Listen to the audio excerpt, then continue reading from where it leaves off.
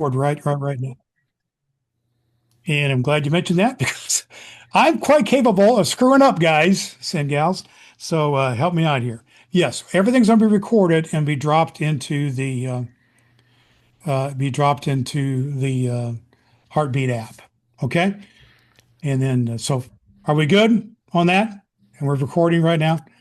So okay, all right. So if everybody's hearing me and seeing the group here, what we're going to do is I'm going to present to you Craig Van Slyke. He is really the mastermind of everything that we're doing here, and he's going to present for 20, 30 minutes or so about or kind of the or or, overview, or a little longer.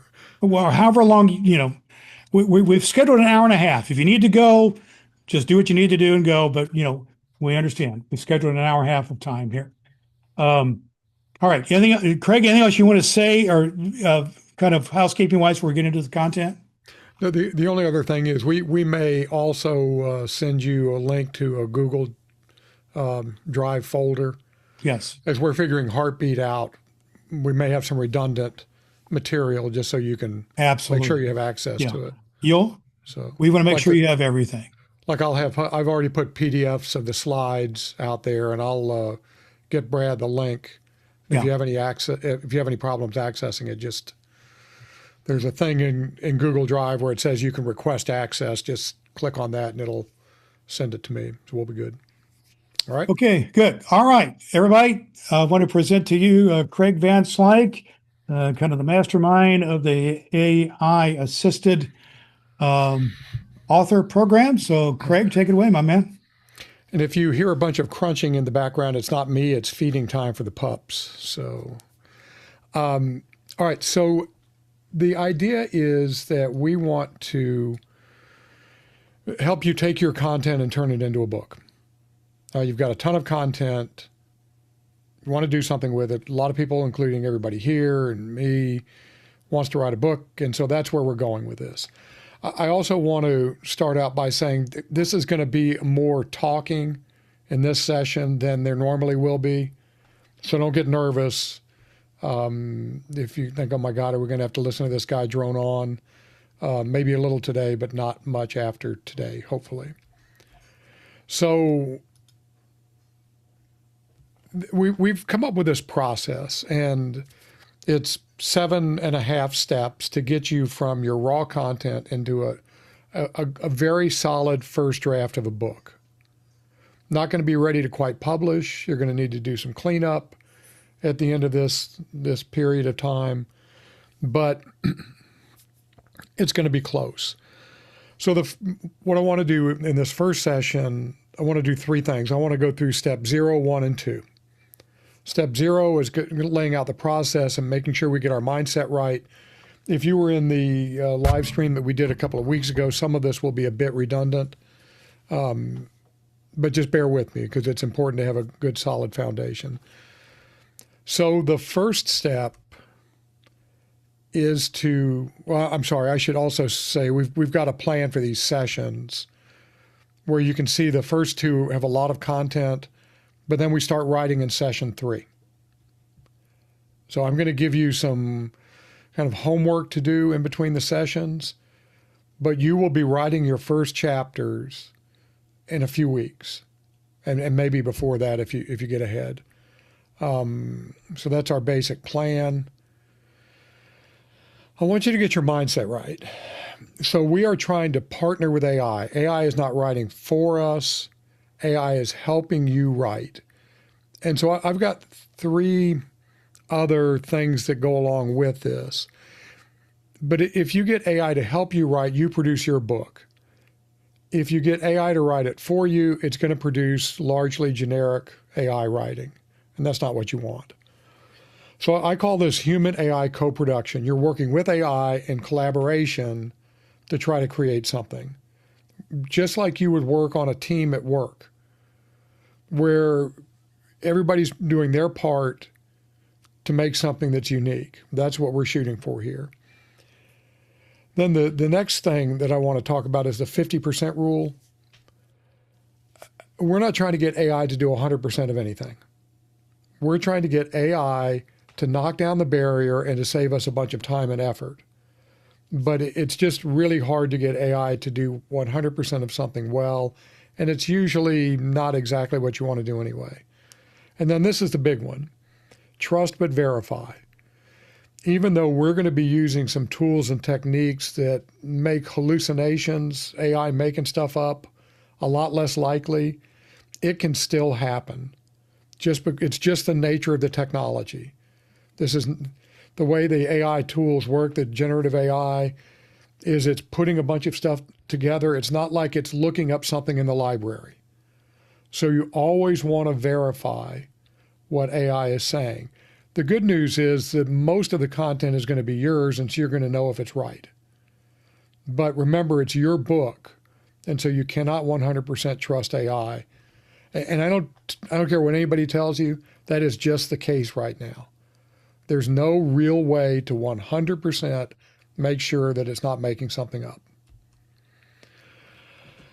So here's the boring part. You need to get prepared, and I'm going to talk more about this in a little bit.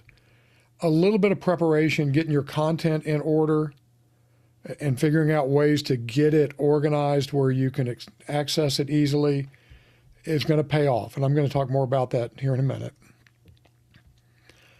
That's the first step. And then once you have all your materials gathered, we do what we're calling thematic analysis and organization. And what you're trying to do here is come up with what the theme of your book is.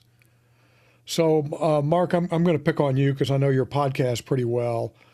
Mark and Krista have probably covered 50 or 75 different topics, categories of topics on their, 550, 560 episodes now?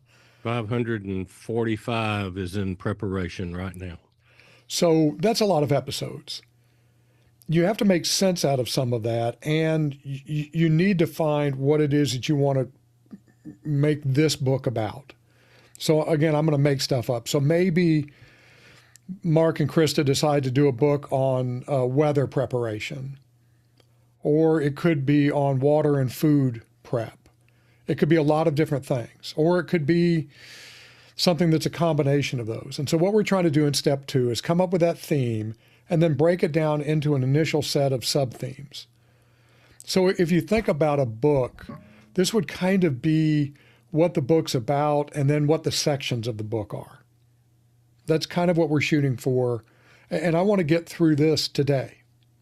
That's our goal, is to get through this today. And then here's where the book really starts to take shape. This is not a professor word. I want you to find your angle. So the theme is kind of what your book is about. What's your message? The angle is how you go about communicating that message.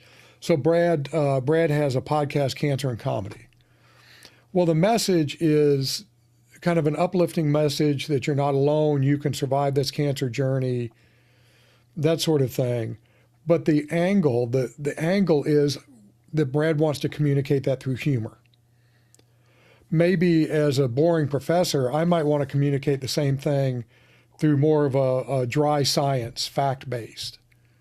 And this is where your book really becomes you. The combination of your message and your angle is what makes your book distinctly and uniquely you. So it's worth spending a little bit of time on this, what I call the angle, figuring out how you want to come at this tool. Then we're going to spend some time setting up your environment. This is not really hard to do. It's really just 2 or 3 things. There's a thing called projects in ChatGPT and Claude. There's a similar thing in Gemini called gems, not quite as good. This is where you set up a workspace for your book. And I'll talk more about this when the time comes. I also want us to develop what I'm calling a write like me skill or prompt, where I know, Bart, you've done some of this, where you get AI to help you figure out how to tell AI to write in your voice.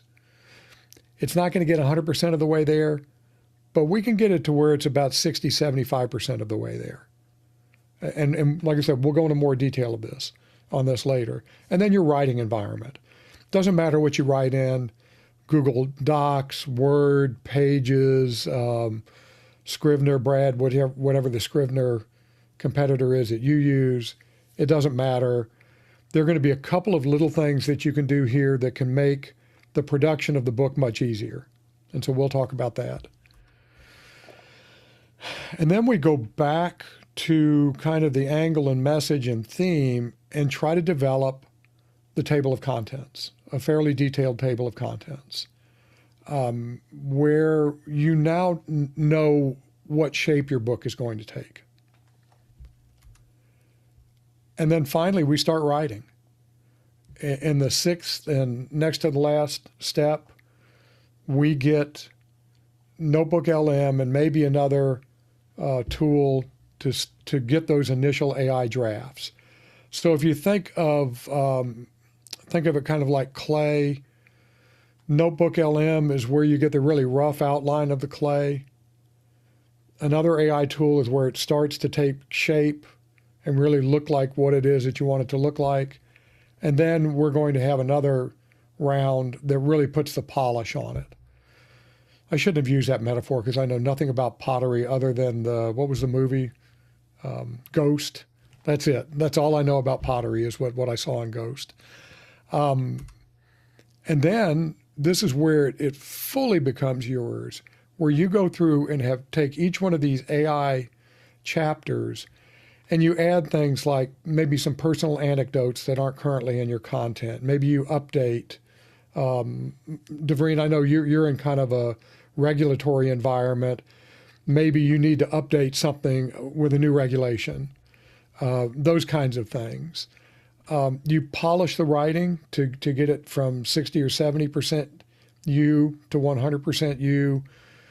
You may see there's something that's not in your content that needs to be added to the book. You can do that here. And this is going to be a back and forth process. And at the end of this, you've got your book. You've got a full, complete, pretty solid draft of your book. All right, any questions about that?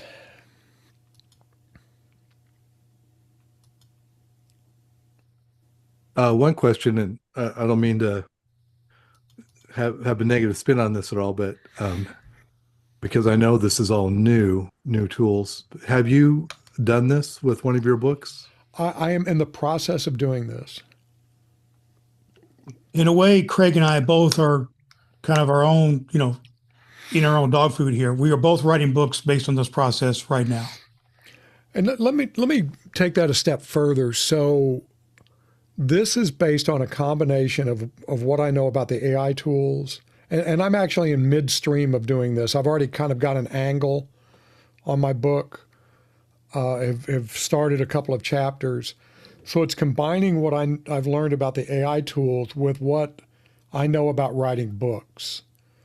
So I've written co-authored 4 textbooks, have one other book. One of the textbooks has produced well over $1 million in revenue. It's used in 19 countries by thousands of students every term. And so I kind of know how all of this comes together. But you're right, the AI tools are new. And I'm actually glad you mentioned this because the AI tools are constantly evolving too. ChatGPT just released a new model last night, I think. So, this is always going to be a little bit of a work in progress. But yeah, I'm actually going to work through my And our book. cohort's kind of a part of that process, really, right, Craig? We got to, Yeah. all of us are kind of a part of a beta group, so to speak, of seeing how this works. Yep, absolutely. Any other questions? We'll get this started. All right, so organization. This may be laughable to those of you who are organized. I am not one of you. There's a reason that my background is blurred. I am a throw everything in a pile and hope you can find it later. And that's going to be a little bit of a problem here. So I want you to kind of do a little bit of, I call it pre-processing because I'm an information systems guy. That's what we call it, to kind of get your data in order to make all of this a lot easier. Some of you may need to do nothing here. Get all your content in one place. And this can be as simple as a folder. on your computer. It doesn't have to be anything fancy, but a lot of you have various types of content. Like you might have your blog post, your newsletter, your podcast, maybe you've worked on another book. You might have sermons. You might have YouTube videos you've done. Just kind of get that organized. Whatever it is, get it where you can find it pretty quickly. If you have existing transcripts, that's great. There's a relatively new thing in Notebook LM where you can just put in an MP3 file now. Now, if you have transcripts, I think you're better off using transcripts. But if you don't, put in the MP3 files, it'll process those just as well. It will do a bunch of other formats. MP4, it'll do video files. You can have YouTube URLs. I use Google Docs a lot. So it's a pretty wide range of different types of content that you can load into Notebook LM. The reason I like text files of some sort, whether they're Google Docs, Word files, PDFs, TXT files, is pretty much any chatbot can handle those. So if you want to go outside of Notebook LM to do something that requires your content, the chatbot may not be able to handle audio files or video files. It just really is going to depend. But start off with what you have. Okay? Get it organized.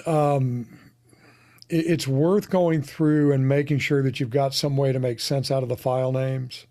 And this can be as easy as having a meaningful title or an episode number, a date, anything so you can kind of identify what it is. Don't go crazy here. This does not have to be something that can be processed electronically, so it's got to be absolutely consistent. It may make it easier for you to go in and find something if you need to refer to it in more depth. If you use folders, you probably don't need to do anything else once you get everything in one or two folders. And then here's a bigger one.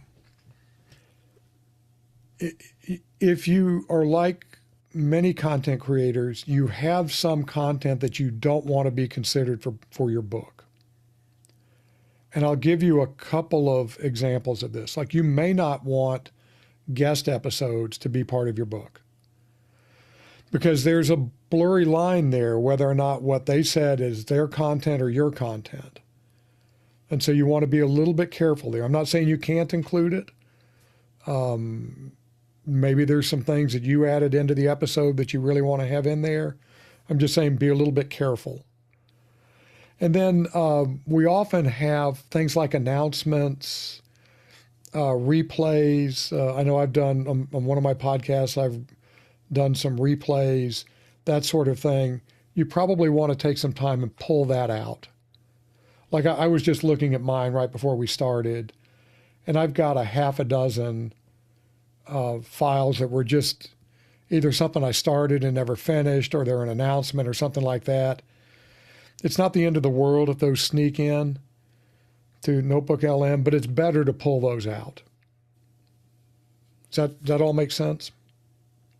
Any questions? I have a question, Greg. Sure. The file I sent you had, I think, 150 some odd episodes from one of my podcasts. Do you recommend compiling them all into one file? Or what would be best? I would, with 150, I would probably put them in separately, because this will become a little bit clearer. Notebook LM is going to give you citations. Mm-hmm. And if you're citing a particular episode, you're going to be able to hone in on exactly what content you want out of that episode a little bit easier. But if what you have is one giant document, that will work.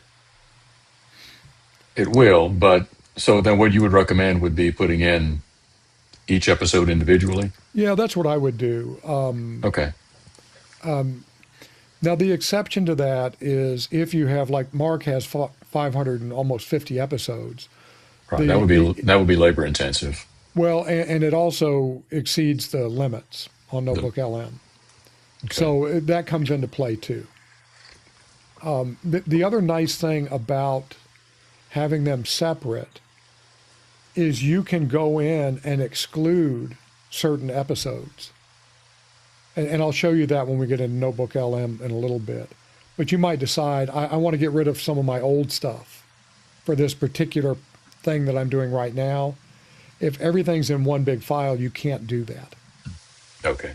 So that's why I would probably put them in separately. Okay. That answers my question. All right. Anything else? Brittany has her hand up with a question. Are you able to unmute, Brittany, or do you want to put it in the chat? Yes, I'm able to unmute. Craig, so I had a question. So you can upload multiple documents and files to Notebook LM? Yes, if you're on one of the $20 a month plans, you can upload up to 300 different sources. Okay, but if we're using the free plan, there's a limit? There is a limit. The free plan, I think, is 50. I've got that in the next slide deck, Okay. but I think it's something like 50. That's the reason I was asking, because I kind of had the same thought as to, I only have, like, if I choose the route of going to take my podcast, which has, 28 episodes, I was just thinking to put those in one master document as opposed to having them in individual documents. And you could absolutely do that. If the limit is going to be a problem, then you should combine them. The biggest downside is then you've got that one document. You cannot exclude just part of that document. But that may not be an issue. I mean, it wouldn't be so much for me. But if your content is kind of all over the place, or if you've got some that's really old that you might want to be able to exclude, it just removes that flexibility. When you say exclude, you mean telling the AI what to take out? Yes. Yeah. The way this will, well, let me just show you. Oh, sorry. So this is something I was playing around with earlier today. But these are all the different things that I uploaded. I can say I don't want this one. And then whatever question I ask here is not going to include this one that's unchecked. Okay, I follow. I think I follow. Okay. Craig Chrissy has a question as well. She says, I have 200 episodes. I have 5 notebooks. Should I move it into one? Unless they are 5 distinct things that really don't interrelate, then I would probably put them in one. Like if you made a shift, like my original podcast, Live Well and Flourish, we completely changed direction on it. So I would maybe have a notebook for the early incarnation of it and the current. So, but unless you've done something like that, I would put them all in one. Once you let me pretty consistent. So yeah, just kind I'd put of them all trying in to get an idea if I need to condense those and No. put them into one. And okay, I wouldn't. Thank you. And one of the things I'm glad these things came up. This is all going to be a little bit different around the edges for everybody. So it just depends. And this is where Brad and or I are glad to get online with you one-on-one. If you're, okay, I'm not sure if I'm doing this the best way, we can figure that out. This is all, there aren't really rules here. They're just kind of guidelines. All right. Now, one last thing before we move on. When you're doing this, what I call the curation, when you're maybe getting rid of stuff that's not going to be relevant, if you're not 100% sure that it should be excluded, leave it in. So I'd rather have something in that I end up not using than leave something out that might be helpful. So this is where I get professory. We'd rather have false positives, something that's in that shouldn't be in, than take something out that might be useful. So unless you know right away that should be out, I would include it. Like if you're a holiday hiatus announcement, that doesn't need to be in there. Take it out. But if it's kind of like, yeah, this might be a little old, but maybe not, leave it in. If you're not sure, leave it in. Okay? All right. Now, this is based on the paid version. 300 sources per notebook, 200 megabyte maximum file size. So if you have really long episodes, it may not be able to handle your MP3 files. We ran into this with Mark's 500,000 words per source. We were trying to organize Mark's transcripts by years. And I think you had daily shows for a while. Those got over 500,000 words, but we can work through any of that. If you run into any of these limitations, get in touch with me. We can figure out a way around them. If you have really big archives, and Chrissy, this is why one of the reasons your question was so good, maybe you need to split it across multiple notebooks. And you may find that you create a second notebook. Maybe your first one is based on everything, and then you get it really narrowed down, and you want to create a notebook with just that content in it. We can do that. Okay. All right. Any questions on that? Are you glad you're not listening to this at 8 o'clock in the morning like my poor students have to? If I told you my favorite comment ever, I must have. So one of the comments was he's a nice guy. He really knows his stuff. He's enthusiastic, but I swear at 8 o'clock in the morning, sometimes his voice was like white noise. It's better than Greek at 7:45 in the morning. Yeah, Brad's promise. been there. No Greek. Brad's been there. Indeed. And any 8 o'clock class for me was a challenge. Yeah. Ours Soothing started at voices at 8 7:30. a.m. sounds good. It's great. It's really interesting because I get the best students and the worst students. So I get the students who are really gung-ho and they want to go, and then I get the ones that couldn't get into the better times because they were slackers and didn't register in time. So they end up stuck at 8 o'clock. So. All right, let's get into the good stuff. So what I want to do here is I'm going to run through kind of the lecture-y piece of it, and then I'm going to do it. I'm going to do it live with my own content to show you how this works. And when we do that, I want you to notice a couple of things. One is it's kind of messy, right? This is not the kind of thing where you press a button and you get out exactly what you want. This is, and Brad put it well when we were talking earlier today, it's a process of creation, of creativity, not of engineering.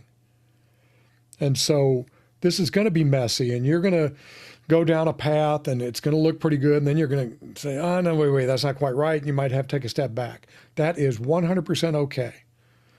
I mean, you're all creative people. You know that's the way that this kind of thing works. AI can help you pull things together, but at the end of the day, it's your creativity and judgment that's going to make this work. AI is just helping you.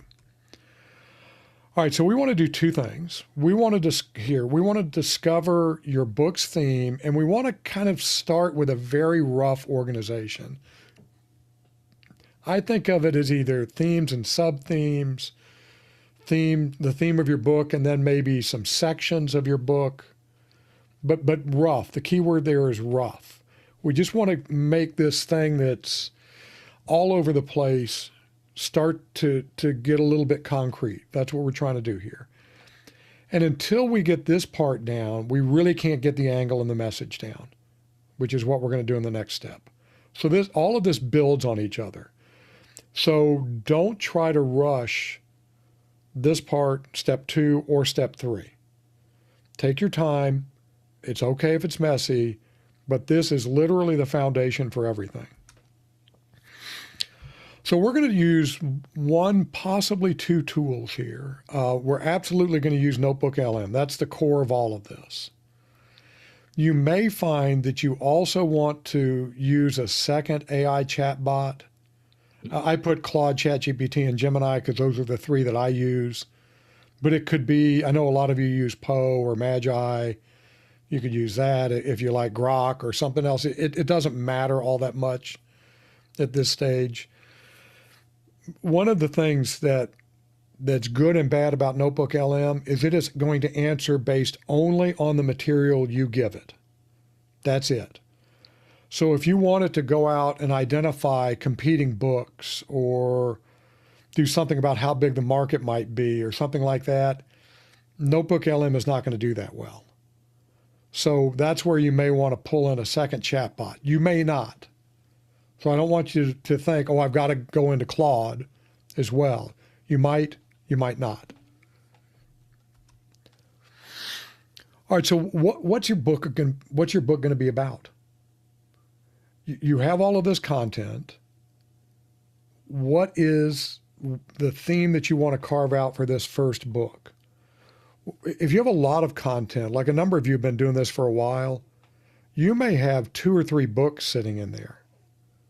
So, Chrissy, maybe you have a whole book on dealing with problematic clients. Maybe it's just a really focused book on that. Or maybe it's a book on dealing with a particular breed. I'm sure you have a book on dealing with drama queen dogs somewhere in your content and that sort of thing. So whatever it might be, you may have multiple books. You may have one. We don't know until we get in there and start trying to find it. So I generally find it easier to start out broad and then narrow down. But you may find yourself going broad, narrow, a little bit broader, a little bit narrower. So this could be a back and forth sort of a thing. This will be different for everybody.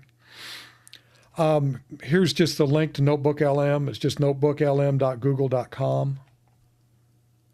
And very briefly, Notebook LM is what's called a retrieval augmented generation system. So it has the normal large language model like all of the chatbots do. It uses Gemini because it's Google. But then think of, it's got this content model on top of that that's based on just what you give it. So when it answers questions, it uses Gemini to know how to do the language, but it pulls all of its facts from the content that you give it. And so that's really important because it grounds everything that you do in what you've already written or said. All right, so here's the layout currently in terms of the different types of access.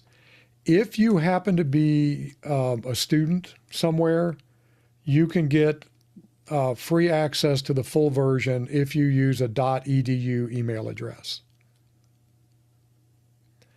The free version is limited to 50 sources. Brittany, you asked about that.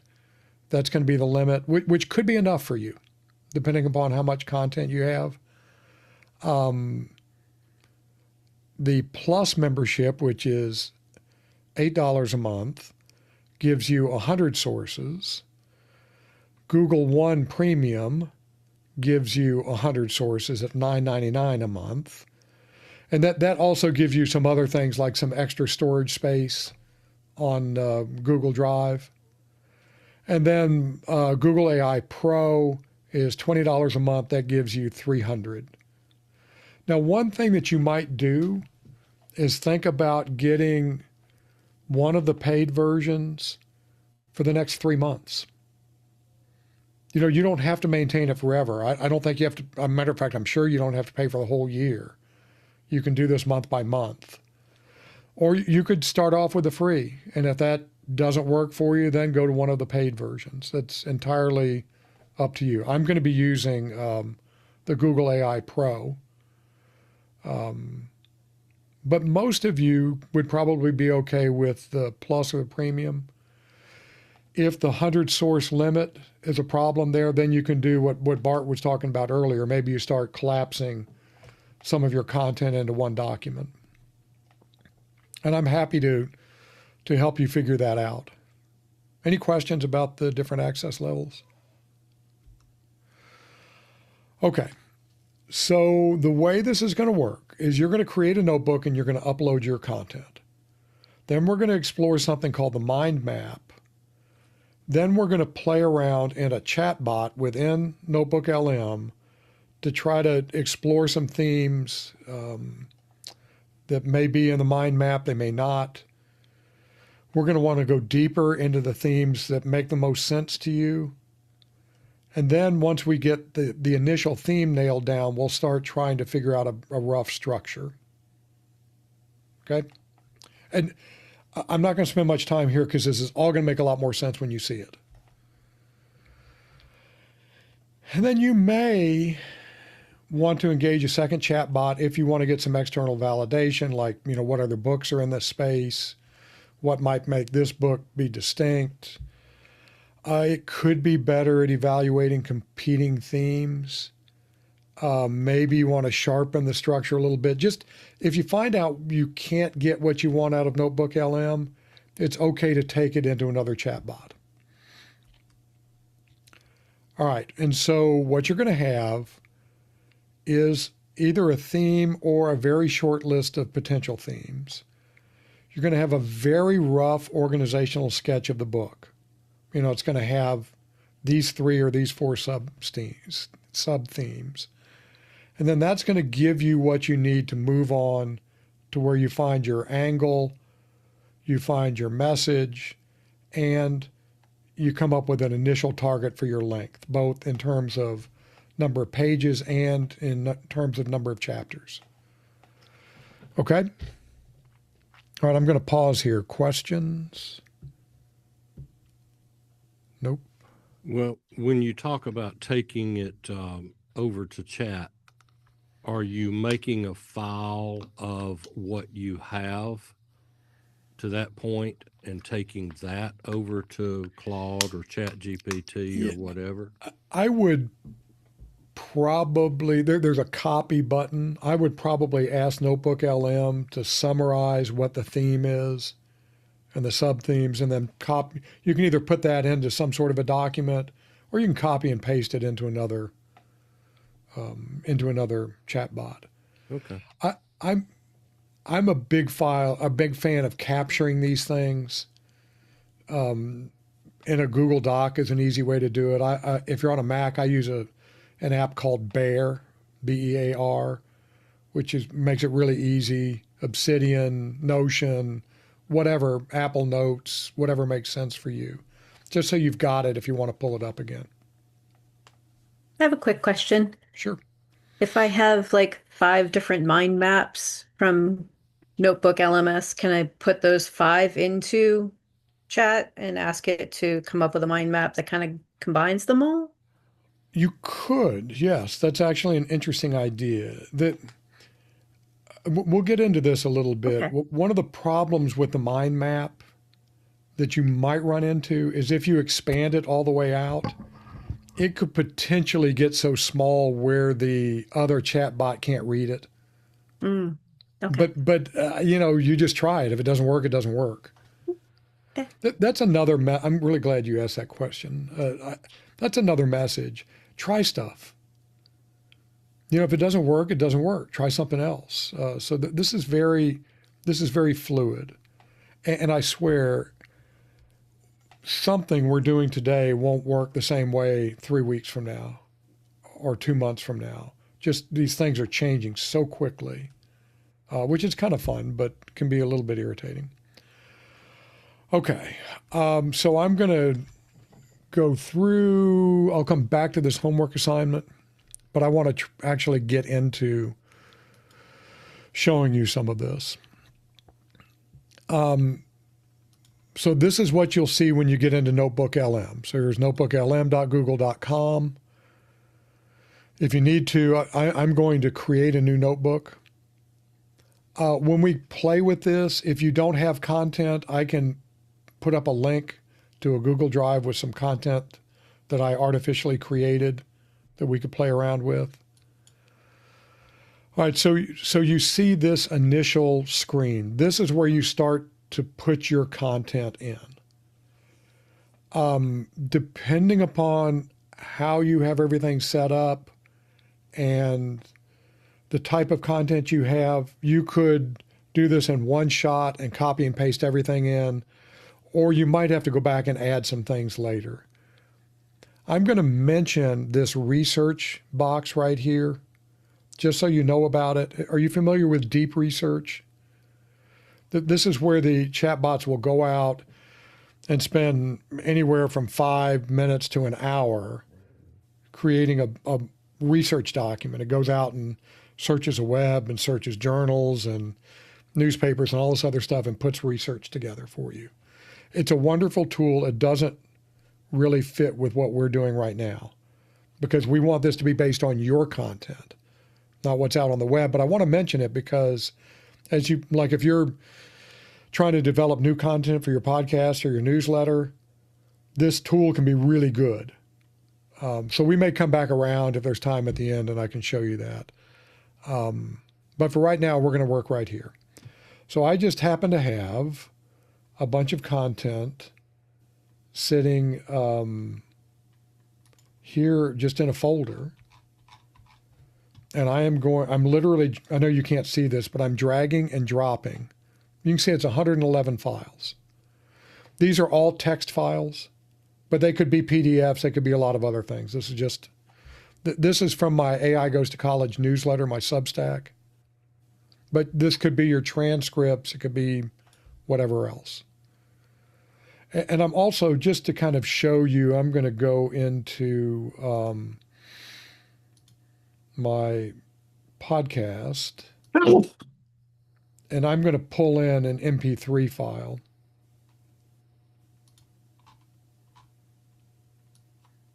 As well. If you need to add more content, you just click on Add Sources. And you see that same little thing pop up. If you wanted to link to YouTube videos, if you've got YouTube videos, you can paste in the links. One of the downsides is if you've got 100 YouTube videos, you're going to have to paste in 100 links here. I'm a big fan of Google Drive. You can just go navigate to your drive and whatever it is that you might want to pull in. You can also just copy and paste text. I'm going to just drag in an MP3 file just to show you that it'll work here. Now, there's a weird little thing with Notebook LM. Every once in a while, it gets a little bit stuck. Like these are all small files, and I'm on a fiber connection, so it shouldn't be taking this long to process. I just refresh it, and they're kind of there, including the MP3 file. All right, are we all okay with this so far? Okay. Now, one thing that you might do is just scan these. Like, I thought I saw one here. Maybe not. Let's just say that I really don't want to include this. I just click on the little checkbox. If I know for sure I don't ever want to include it, click on the 3 buttons and just say remove source, and it pulls it out. So the checkbox means that for whatever you do next, until that box is checked again, that source is not included. If you delete it, it's just gone. So if you know you don't need it at all, just delete it, but otherwise use the checkbox. So Notebook kind of gives you an overview of what it thinks this is all about, just as its default. You may want to change the name. If you do, you come up here and change the name. Or you can leave it. It doesn't matter. And I've got to rearrange things here a little bit. Sorry. Zoom is so weird with the windows. Got to get it in a good spot. Okay. Any questions so far? All right, here, there are 2 places where the magic happens in Notebook LM. One is the chat bot. So this is a chat bot. just like any other chatbot, except it's going to answer based on your content over here. So I might say, what are the most important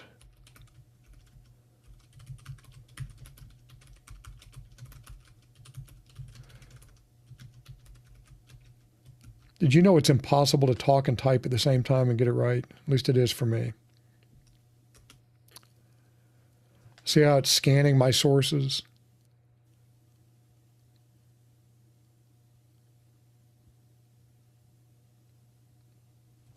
So it's kind of doing its thing here. And while it's doing that, this is kind of interesting. I don't know if you don't watch the reasoning when you're doing chat, you ought to from time to time, because it's kind of interesting how it thinks.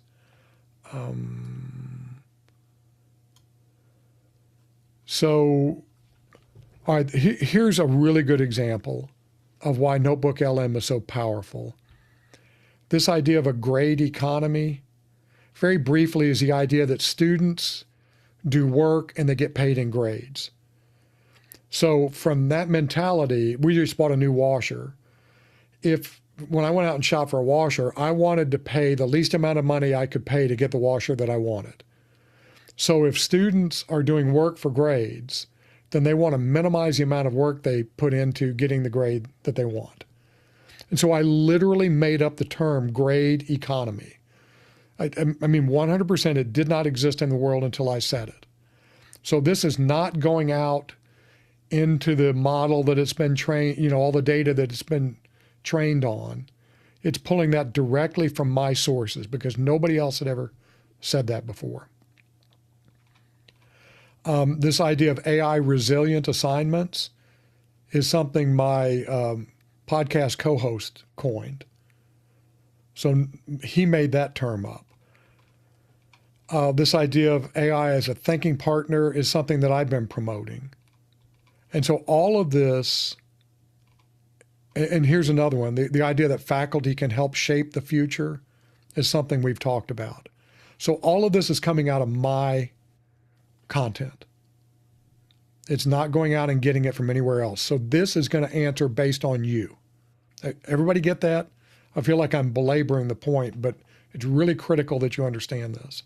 And the best example is this idea of the grade economy, because I literally made that up. All right, and so anything that you can ask, anything you want to ask, you can ask the chatbot about. But there's a little trick here. If this is something you want to hang on to, put it in your notebook by clicking on Save to Note. Now it appears over here in the studio. This is where your notebook stores things and creates things outside of the chatbot. And I'll talk more about that in just a second. The other thing that's really great here, I mentioned footnotes earlier. So if I want to go to where I talked about this grade economy, I can just park on top of this footnote, or I can click on it, and it will take me to that source. So this is literally coming from something I said. I mean, this is the actual source. All right, so if you need to go back and look at more details, you can do that. Although you'll know what you said, so I find myself not doing that much in this context, but you can. All right, any questions about the chat bot? Nope. All right, so let's look at what might be the single most useful thing in Notebook LM to help you get started with your themes, and that's the mind map.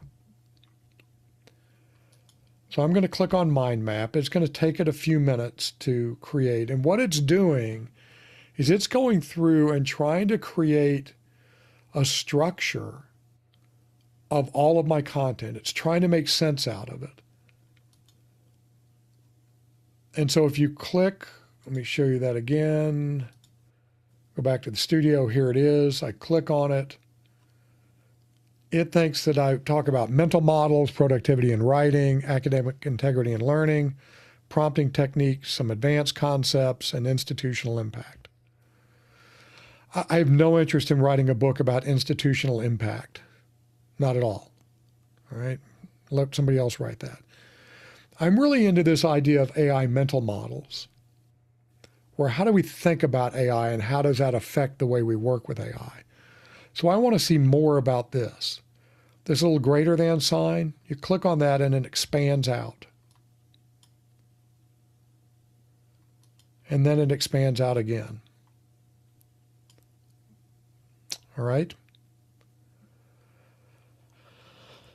And then if you click on any of these, it will go back into the chat and automatically put in this prompt, discuss what the sources say about AI as a colleague. So it'll pick the sub-theme, AI as a colleague, in the context of this higher level theme, malleable metaphors.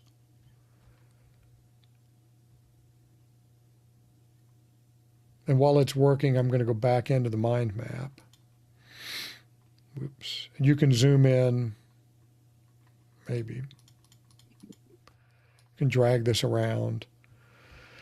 Now, I also maybe want to take a quick look at the advanced AI concepts, because I might want to do something with this. And I can explore any of these. But now here we see something interesting. I really am not all that interested in writing about productivity in writing either, as it relates to higher ed. But this idea of the 50% time saving goal is really important to me. So we are not locked into what the mind map shows.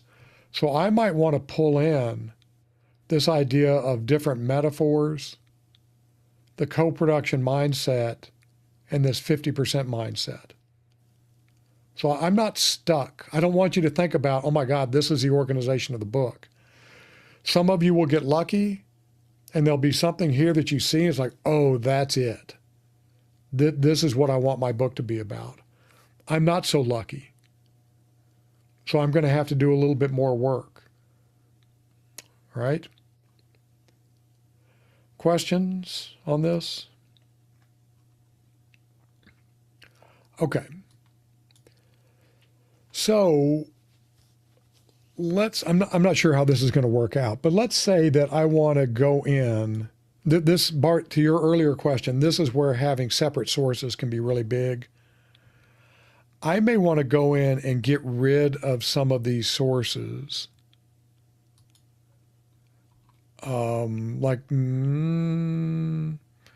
Let's see.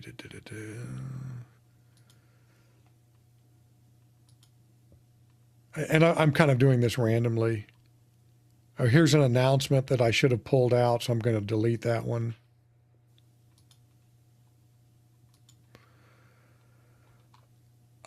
This is just about a tool, so I don't want to include that. And I'm not going to go through the whole process, but it would, if you're not liking the mind map that you're seeing, take 5 or 10 minutes, scroll through your content, and see if you can get rid, not necessarily delete, but uncheck some things that really aren't what you want to write about, like my institutional stuff. Here's a discount on Lex. That can come out. All right. Then I come back into the studio. I have a question, Craig. Sure. And this would be specific to my particular podcast. They're all the episodes are anywhere from 5 to 9 minutes long, and they're all high level. So I'll have an illustration, I'll talk about biblical concepts, and then go back to the illustration, close it up. As far as the depth of my content, there's really not a lot of depth there. How will that affect the potential output Well, so of, let's say, well, right now in Notebook LM? Well, so what that would probably do is mean that you're going to have more work in a second chatbot, Right. especially when it comes to writing the chapter. So I think, based on what I'm hearing, that you would have I have enough there to some. I get have your some. I themes. have some recurring themes, but not many. I try to What, cover a different theme each what, day. but what, and this is really interesting because what an AI tool could do, especially something like Notebook LM, is it may uncover themes that you didn't know were there. Okay. So I'm totally making this up, but maybe it's what Scripture has to say about dealing with the news Okay. or with I have one. I have challenging one that talks times. about how do we deal with friends and neighbors who have different political viewpoints. So Oh, how do we we call deal them with that? evil. That's what we do. We just say they're evil, right? Right. Right. So, but what that's what's great about AI is whether it's in this tool or whether it's in another chat bot, you can play around and start probing different themes. And if you Right. do it 100 times and 99 of them Right. aren't any good, you still got that one that is. Right. Well, I went in detail on that one, but that one was just more about a general theme of conflict resolution. So, So that could be something that emerges. But right. I Okay. find that one of the things that these generative AI tools are really good at is coming up with something that you might not have thought about before, Okay. because it can process these huge amounts of data that we just can't. And just in your particular case, if you're not getting what you want around the theme from Notebook LM, that's where having that one big document could be helpful. You plug that into Claude or ChatGPT or whatever you use and start working with it there. Right. So, And there may be threads that run throughout all the episodes y- that yeah, this might pick up. you just what you want to see. You just want to see. Hmm. So now Okay. I've created. I'm going to create a second mind map here and see how I excluded a couple of sources. So instead of it being based on 111 sources, it's based on 109, which is not going to make much of a difference here. But if I got it down to 50 or 75 sources, it would probably make a pretty big difference. Oh, no, see, it is a little bit different. I actually like this better.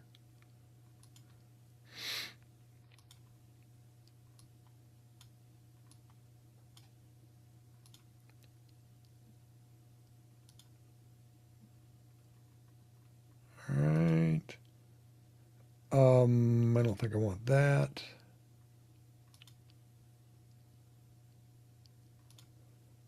Okay. Now I'm going to make this a little bit small. This could be my book. I've got these ways to think about working with AI. I've got some background information about technology barriers that are important. And then I've got what is it that we need to have to prepare for the future.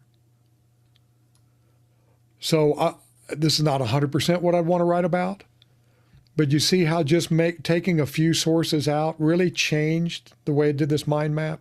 So Chrissy, you mentioned, can you have a bunch of mind maps? Yeah, as many as you want. I mean, I'm sure there's some limit, but just make them up until you start to see some things. And to your point earlier, Chrissy, you could take and do a screenshot of this and put it into another chatbot and say, I want to write a book on how to think with AI. How do these topics fit into that? That sort of thing. But there really are no rules here. They're just ways to think about these tools. These are not rules. All right. So do we see the value of the mind map? And the chances are that none of you are going to get a mind map that shows you exactly what it is that you want your book to be about. But it will get you started, and you will start to see things in the mind map, and it's like, oh, Like mine is, how do I think with AI? How do I think with AI? And this starts to give me some hints about how I might want to put that together. Does that all make sense? All right. Now, let's say that I play around with these mind maps and I think, okay, I want this. How do I think with AI? I can turn to the chat bot and say something like, I'm thinking about turning this content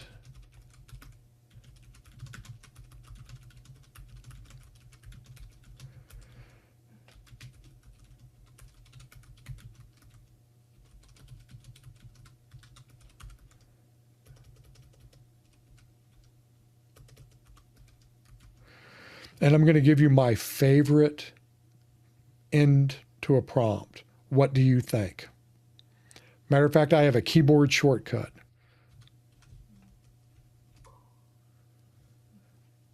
I am really a big fan of what's called open prompting, which means don't try to narrow down the chatbot too much. You know, let it kind of go. And then later you can narrow it down and give it really specific instructions. But early on, see where it goes. Remember, it does not get offended if you reject its suggestions. At least not that we know of. Although sometimes I wonder.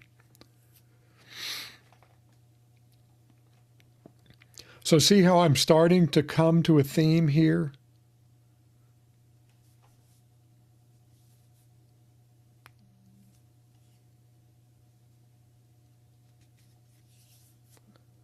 And I already know where I'm going to go next with this, so I'm going to start typing.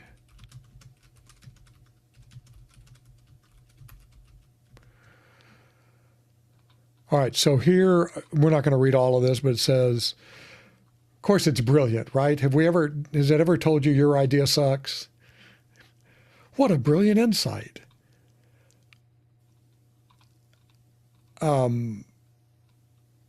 But here, it actually gives me some good advice. Faculty are struggling to conceptualize AI. They don't know how to think about it. So it pulls up my idea of malleable metaphors, which just means the way you think about AI should be guided by what it is that you're trying to do. So you don't lock in on one way to think about AI. Like you might think about it as a colleague, you might think about it as your assistant, you might think about it as a fact checker. You slide your mental model into whatever works in the moment.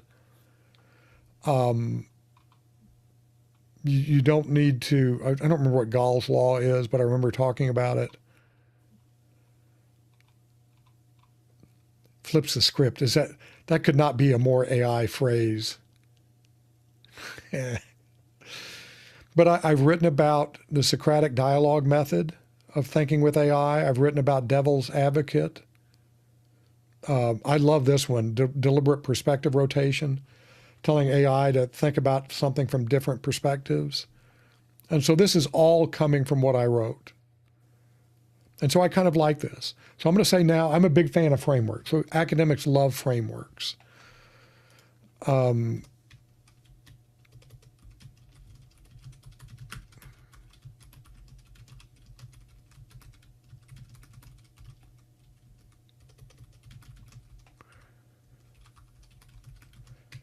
So I'm going to say, do you see a framework in my content as it relates to thinking with AI?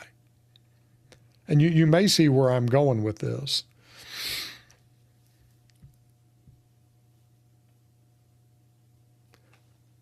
But Bart, to kind of your point,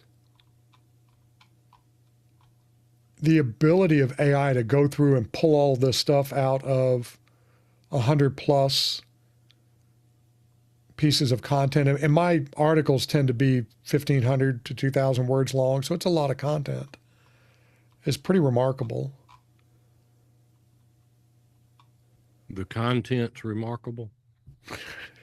No, the ability of AI is remarkable.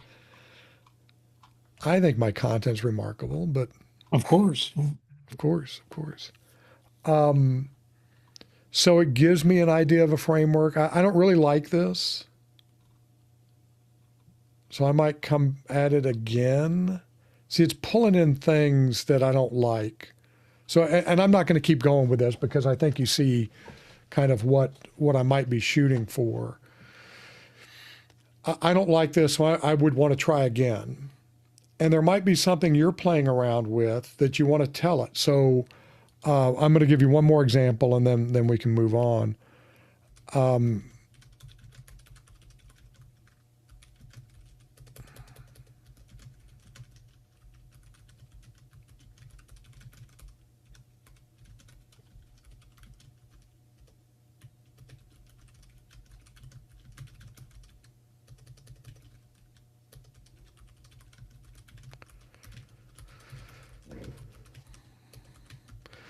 So I've been thinking about this breakdown, AI doing things for you, working with AI, and thinking with AI. Does this help? So we'll see. So in reality, I would probably spend an hour or two on this, going back and forth, maybe jumping over into Claude. I think Claude is better at some of this kind of stuff than Gemini and Notebook LM is. So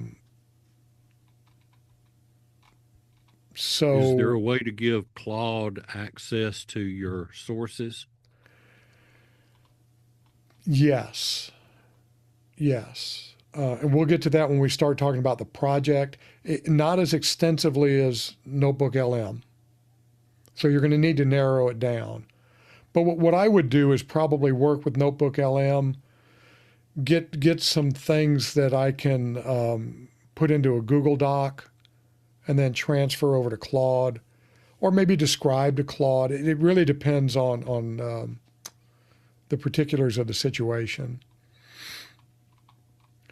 But what I want to point out is that if you think you're going to one-shot this, where you give a prompt and you get your theme, that's not going to work. It's just not if you want to have a decent quality book. So you're going to have to put some time in here. And so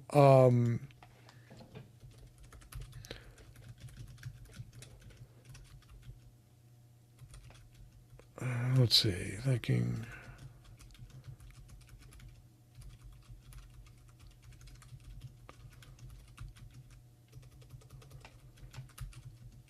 So I just put, suppose that I want to break down thinking with AI into some components. What would those components be?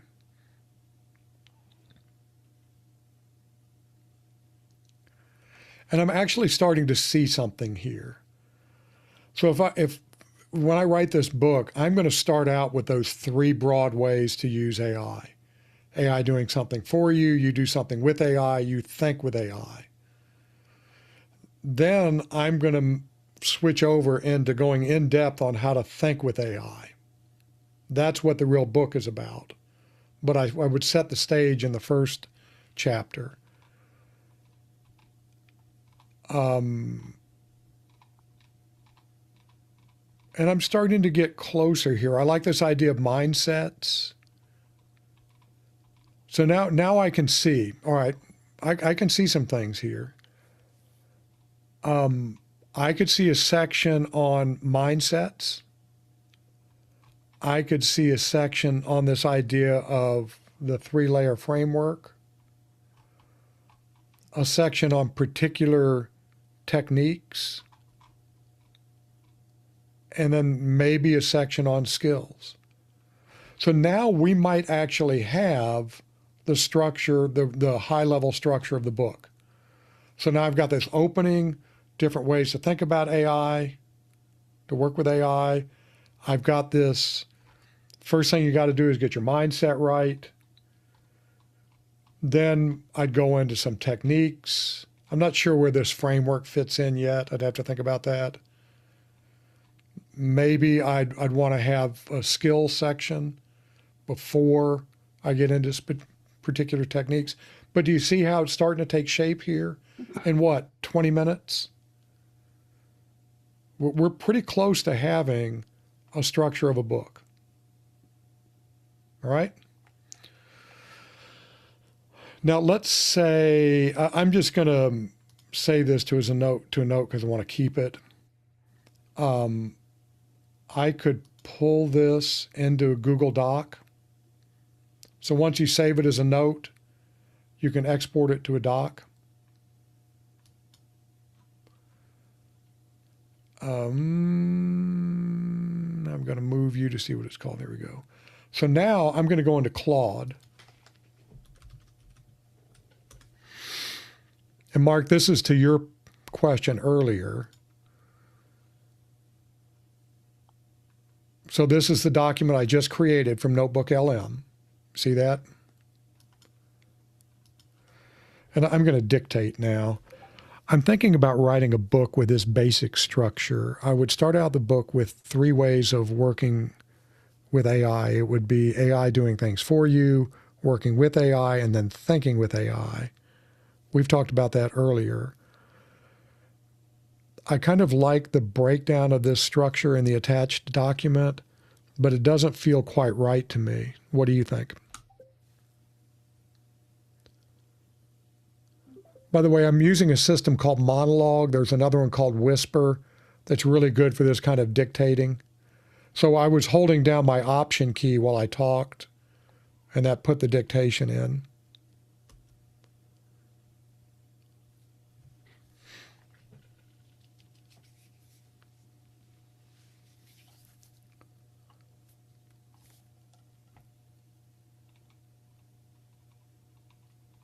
All right, Mark, this is why you want to pull in a separate chatbot. The roles section feels too mechanical, which I 100% agree with. It's too formulaic. And Claude picked up on that. I don't think Notebook LM would have, because Claude knows me. You know, the chatbot that you use most of the time, it starts to build up memory about you, and that's going to flavor what's in here. That's not going to happen. Notebook LM is fact-based, based on your facts. Claude, and we could have done the same thing with ChatGPT and maybe Gemini. But do you see how it's giving me some things that, okay, might not be quite right?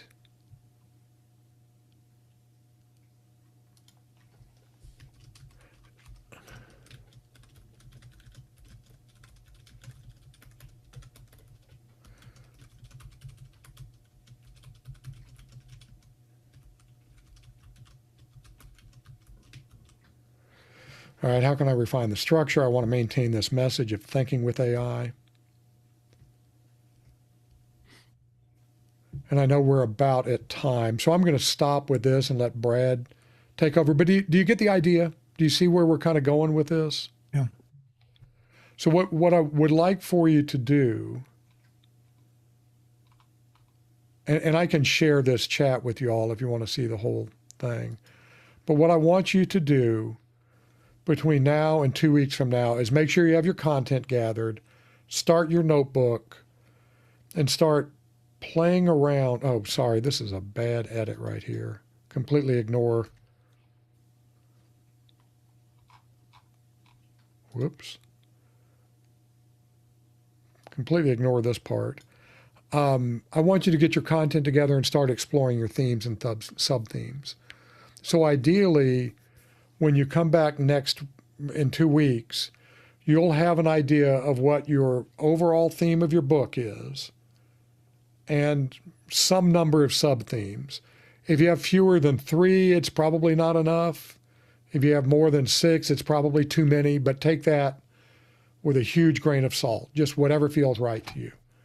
And then that will let us spend next time refining your message, your angle, and the book. What we'll do next time is I will demonstrate like I just did, very brief talk. I'll demonstrate like I just did, and then we will all do it live during the session, and then we'll talk about how it turned out. All right, Brad, I cheated you out of 1 minute. Hey, good stuff here, my friend. Good stuff. I think everybody is appreciate what you had to share there. So, and so I know that was a lot. I promise it won't be like that. No, I think it's It good was stuff. great. And Really, really good stuff. Yeah. um, I want to keep us true to our time best that we can. Let's see. Get me back on screen here, maybe. I And went, I'm well, if Brad's able to, I'm willing to hang around after our ending time if people yeah, have well, individual I'm fine questions. for that. I just wanted to share with you very briefly, kind of a couple of things here. And then I'm going to, it's important, I think, to kind of maintain our time and then go over if people want to, and that kind of thing. But I like to be true to your time. I know people are at workplaces and things like that. I get that. I'm going to be working on some of the self-publishing type of stuff.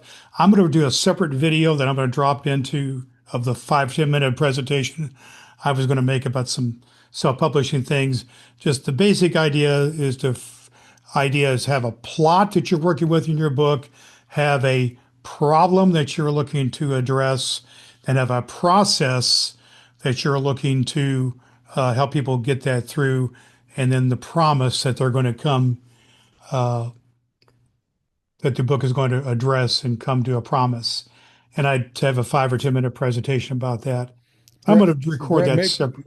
maybe you can start with that next time Uh, if that's easier. yeah, we'll see about that. I just want to make sure people, what we said about this cohort is going to be a lot of workshop type of things for us to work on together.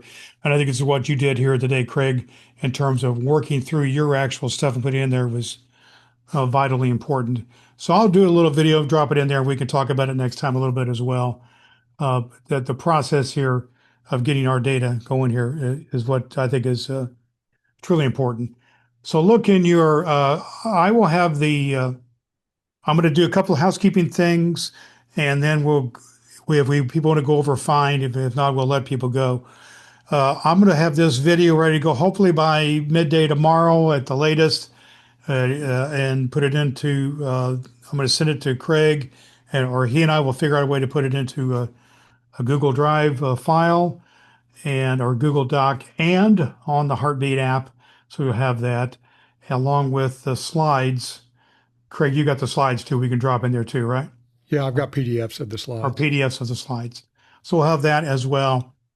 And then I know Craig kind of has assignments there, and I've got one assignment as well that'll go into the file sections that will, at least the first couple of weeks, we'll put it both in Google Drive and on the Heartbeat app. And we just want to make sure you get it. But before we, say goodbye to anybody, is there any closing comments, questions, concerns, anything we need to talk about as a cohort group before we kind of go into overtime? And Brett, I just wanted to mention I put my email address in chat. So if you run into any questions, if you hit a roadblock, send me an email. And it reminds me, we are both making ourselves available individually and maybe even together to be consulting. That's part of the kind of the process of what we're talking about here in terms of how we're going to do this as well. I'll put my email here as well. All right. Any thoughts, comments, questions in the next minute or so before we kind of say goodbye to anybody needs to say goodbye? Then we'll take maybe 10 minutes of kind of overtime with Craig. Just wanted to say thanks. That was very, very helpful so far. You're welcome. And so, really sorry about all the lecture stuff. I swear that won't happen again. I happen to like lectures. Your inner college professor came out, and but all of us are learners here. That's good. All right. Anybody? Brittany's got a question there. Brittany, do you want to speak it or you want to type it out? Yeah, sorry, I missed some sections of it. Obviously, I'm multitasking, so multiple meetings and then trying to chime into this. But Craig, I've dropped off right at the point where you were kind of getting into the demo and you were saying, you can start with Notebook LM and then you can also use a secondary, chat bot to either confirm, get some market analysis. My question was, are there recommended prompts that you would suggest in leveraging a secondary chatbot to make sure you kind of get not the 100% accuracy, but at least get help? Yes. So I'm working on some prompt templates that will do just that. Okay. Yeah, and although I want to be sure everybody understands, the prompt templates can be very useful, but you don't ever want to feel limited to them. Right. But no, I need to go in and clean them up. But you should have those in the next week. Okay. Sometimes that's key though. I mean, like you said, the art of prompting, right? You say, okay, I want to leverage Chat GPT, Claude. What's the formula for, a Yeah. best case, best practice, best scenario type of prompt to I will give you one real quick suggestion. It's got a fancy term called meta prompting. I'm a big fan of asking AI how to write a prompt. Okay. I want to do a market analysis for a book idea. Write the prompt I should use to perform the market analysis. And it's really good at writing its own prompts. Okay. Okay. All right. I think maybe we should call it in terms of the main thing here. And then if anybody wants to stay on with Craig for 5 or 10 minutes more, I got a hard out in about 10 minutes myself. But I'm just going to say thank you and goodbye to anybody who needs to go away. Thank you for coming. We'll meet again 2 weeks from today. This is a free event. If you know of others that you think might be interested in this, we're going to make everything's available. So, okay. So Thank you all very belong much. to anybody. Craig and I'll stay on for another 10 minutes or so. Thank you. Thank you. Thank you all very much. Thanks. All right. So I do have we're a kind of in question. overtime now. Any questions for Craig All right. for 5 to 10 minutes here? Sure. So I really liked how Claude gave you such interesting pushback on what Notebook LM did. I know each model takes a little bit of investment in time learning the model and it learning you as well as financial. So out of those, Claude, ChatGPT, or Gemini, do you have a sense in which one would be most helpful in this context? If I was going to only pay for one, now I'm a fan of Poe, which lets you use different models. But if I was just going to choose one of the big models right now, it would be Claude. Okay. But a month from now, it might be ChatGPT. Yeah. But Claude is really, really good at this kind of thing right now. So if you're already using ChatGPT and it knows you, I would not change. But if you're going to decide on one to start using for this particular endeavor, I would pay the money for Claude. Okay. What I do is I use Claude inside of Poe, and Poe has several of these ChatGPT, and I use the two main ones I use in this area are Claude, and I also find myself using Lex quite a bit, even for for writing, but also for research as well. Do you know how much Poe is a month? They're all about $20 a month. And I got it for a yearly price. I forget, 100 and a little more than 100 for a year or something like that. Does that include Lex?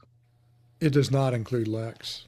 All right. Thank you. And I'm a huge fan of Lex, but it is not necessary for this. If you're going to pay for something, as much as I like Lex, I would pay for Claude or ChatGPT or Poe before I would pay for Lex. Okay. Especially Thank if you. you're already used to something like Google Docs and that sort of thing. I would say, I don't know if you still have it or not. I know Craig at least one time had some discount coupons for Lex and Yeah, maybe they may Poe still too, I work. forget, but I don't know if it's still available or not. And the free version of Lex is pretty decent. I think they still have a free version. And that was a similar number, 100 something, right a little more than 100 for a year.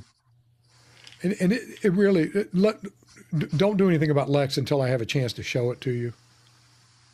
Because it might click for you, might not. Yeah, it's a different way of looking at it, compared to the other ones in terms of how it's used. Yeah.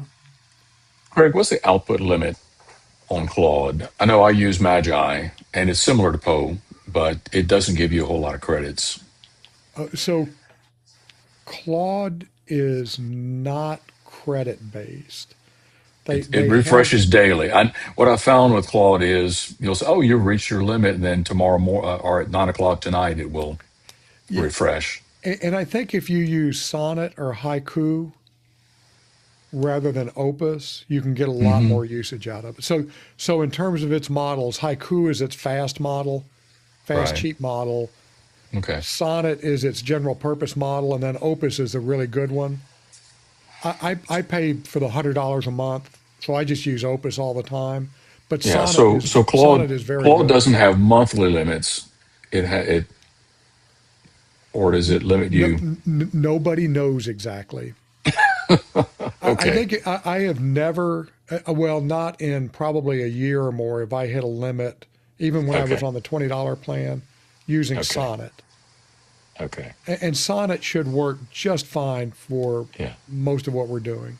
Yeah. Now I've reached the limit in terms of it'll say you've reached your limit, and you can continue using it at 1 p.m. or 1 a.m. Yeah. in the morning.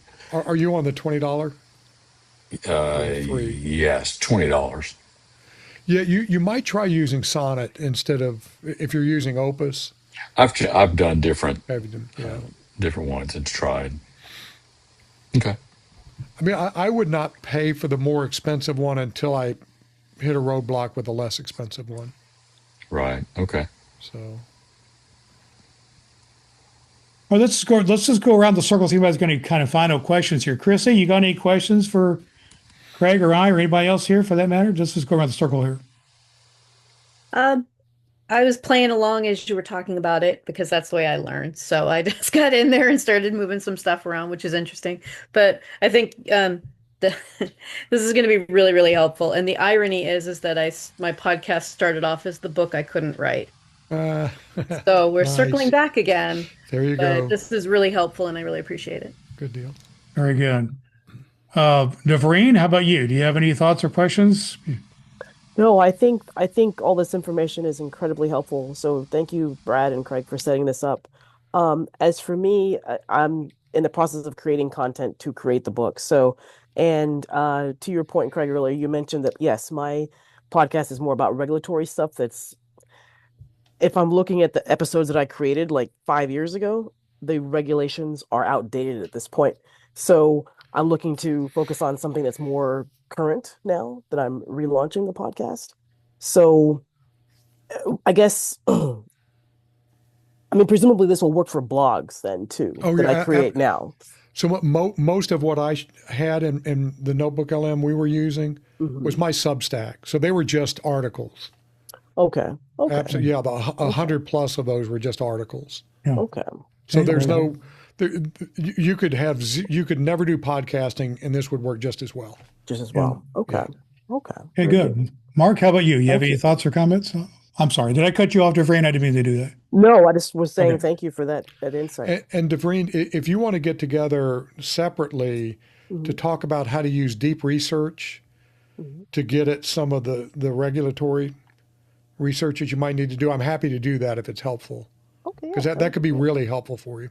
Yeah. Okay. Yeah. That sounds good. Thank you. I'll Very good. shoot you an email then. Mark, Thanks. how about you? Do you have anything you want to share? Well, since the webinar, I have gone in and played with it quite a bit. I added the text of our second book, Practical Prepping for Everyday People. And so I've been having it output a number of things. The episode that I'm working on right now is our top 12 suggested things after food and water. So it's pulling it straight from our words. It's not, making anything up. And it gave me a great list with that. But I really see where Craig's going with the mind map. That's going to be very beneficial for Yeah. a book type Very project. good. Mind map is helpful. Good. And I Bart, appreciate you guys. Bart, how about you? You have anything you want to share? Yeah, I would like to circle back to Craig. You mentioned in Notebook LM about the fast research feature. Yeah. One of the things that I do for each of my episodes is I always start with researching illustrations in the news, historical, that will undergird the concept or the theme I'm trying. So what I'm running into is just finding news articles, finding just finding people in the news that will illustrate what I'm trying to teach. Would it be appropriate for that, or how do Yeah, you think that would work? It would be. Yeah. So Maybe. like my episode title is blah blah blah. My theme is this. The main idea is this, and this is the scripture passage I'm going to use. Can you find So people in the news or historical characters that would illustrate this concept? here's so very quickly. What I would do is go into Claude or ChatGPT or Gemini or whatever you want to do, Yeah. and just tell it exactly what you just Well, said. that's what I've been doing. That's what I've been doing. But then I've been using it for research. no, but then what you say is, I want you to write a prompt for a deep research report to help me Okay. with this. And then you take that prompt and paste it back in to a new session with deep research. And I can't do it next Friday, but maybe just a special session on deep research would be a good idea. I'd be happy to do that. Yeah. So maybe we can send out an email, Brad, and Yeah, well, just say if somebody wants to jump on, spend a half an hour so looking at what, deep research. just as a group, the ones who are here, would you be open to called sessions of the cohort that, optional, of course? Would you be at least open to that? Just give you a thumbs up or whatever? Yeah. Yeah, Sure. I think let's just do it. Yeah. Since a number of people seem to be interested in Yeah, it. good. All right, let's keep going. Daniel, do you have anything you want to share before we close things down here? No, I just appreciate this. I've been using Notebook LM a lot, mainly to create slide decks and graphic ideas, and it's been great for that. I haven't used the mind map very much, so I'm looking forward to getting into that, and this has been helpful. Thanks. Yeah, good. Appreciate your guys' time. I really do. Good. Sure thing. Yep. Well, Craig, I've Craig, got another one really quick. Sure. Do you know, or have you having experience with Evernote? You mentioned Bear. I know Bear's a lot cheaper. Yeah, I used to use Evernote a lot, but when Well, it got more I and more do expensive, too, but they just went up on me, so I lowered a tier, but yeah, I use it a lot. I've kind of moved it. I'm looking away for a reason from to it, switch. but only because of the price. I mean, nothing really about the functionality. No, that's the only reason yeah, But I hate the Bear price. is very simple. yeah, So Okay. it's really good at just, I've got notes. I want to have notes in there. yeah. Bear Got it. didn't. It didn't have near the functionality of Evernote, so you can decide what you want to do. No, I've no, used it's both. just, I've used I wanted used both. something really low friction to just capture Right. ideas. That's kind of it. And that's all I use Evernote for. Yeah. Yeah, then Bear would probably be fine. And I'm on a Mac, so it works out pretty Yeah, easy. check. I think Bear is free or really Well, cheap. there is a free version, and then but it's like $29. It's like $30 a year. Yeah, I if you pay wanna for the get the one paid where it will version. sync. Yeah. I use the free version of Bear. Well, Craig, I'm going to give you the last Okay. word because I got to hard out I know you myself gotta here go. pretty soon. So, yep, you've got our email addresses. I'm happy to help individually, either if by email, or we can jump on a Zoom call or something, and I'm happy to help. If you run into roadblocks, instead of making yourself crazy, banging your head against the wall, get in touch with me and we'll get together and figure out something. All right. All right. Okay. All right. Thanks, Well, everybody. good. Hey, thank you, everybody. You'll get an email from me, a few details by tomorrow, probably. All right. All right. Thank you, everybody. Talk Thanks, to y'all later. everybody. Thanks. Bye. Blessings. We'll see you later. All right. Okay.